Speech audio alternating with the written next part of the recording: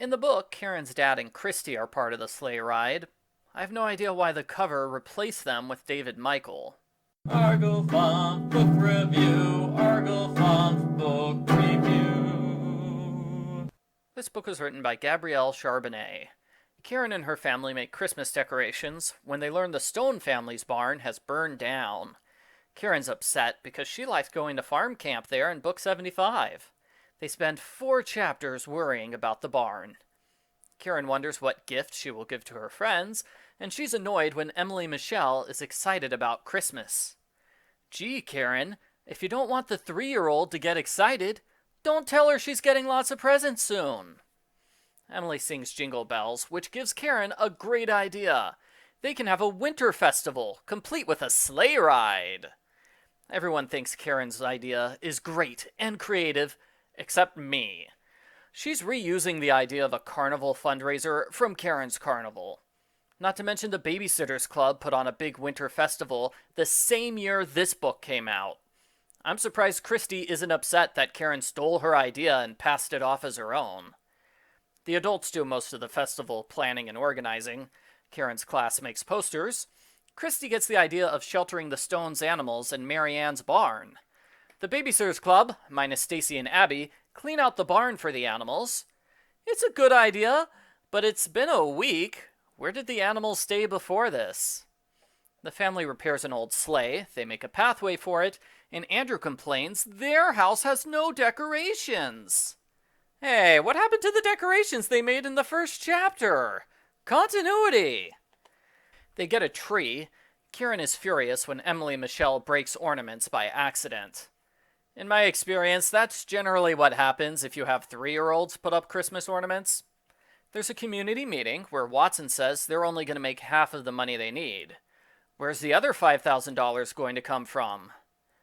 The festival lasts for 6 chapters. Karen loves every minute of it. She greets people at the gates, watches an ice sculpting contest, and she enters the snowman building contest with her 2 friends. They make a snow bunny, which is a normal snowman with long ears on top. It doesn't sound anywhere near as cool as Claudia's artistic snowman, but since this is a Karen book, Karen wins 2nd place. Everyone sings carols, and Dad gives a big speech when he presents the Stones with enough money to rebuild the barn. They finish the evening with a big sleigh ride. While they're cleaning up, Nanny gets called Mrs. Taylor. I forgot she has the same last name as Christy's boyfriend. Karen overhears 2 people chatting. They say that Dad donated thousands of dollars to make sure the festival reached its goal. That's nice of Dad. In the last 2 chapters, Emily Michelle continues to be wild about Christmas. She destroys everything in Karen's room. Karen is mad until she realizes it's her own fault for telling Emily Michelle they'd get Christmas presents soon.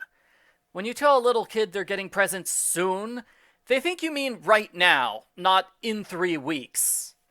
Karen placates Emily Michelle's desire for presents by giving her an old tennis ball.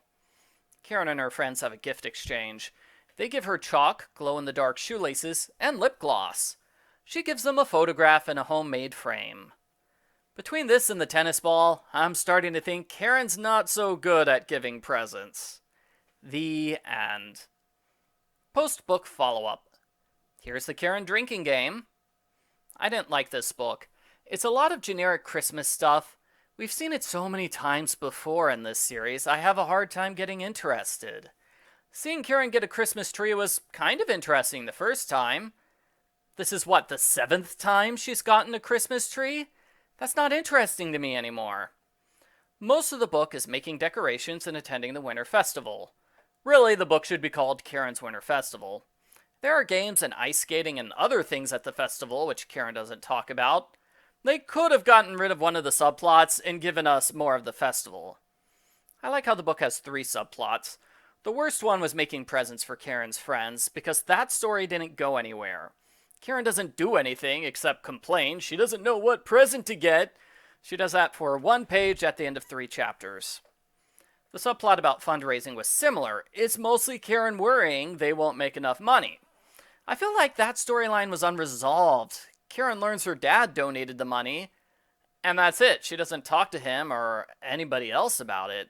I wanted to see her talk to Dad about him donating the money, and then she learns a lesson about the spirit of giving, or something like that. The Emily Michelle subplot was good, since there was actual conflict. The resolution was okay, although it feels like an obvious problem that one of the parents should have taken care of weeks ago. I would expect a great babysitter like Christy Thomas to figure out and solve the problem with Emily Michelle.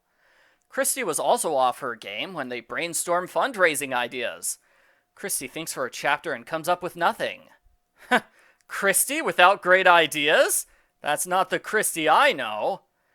Overall, the book bored me. It's just a generic Christmas book with no attempt at a moral or a lesson beyond sleigh rides are fun.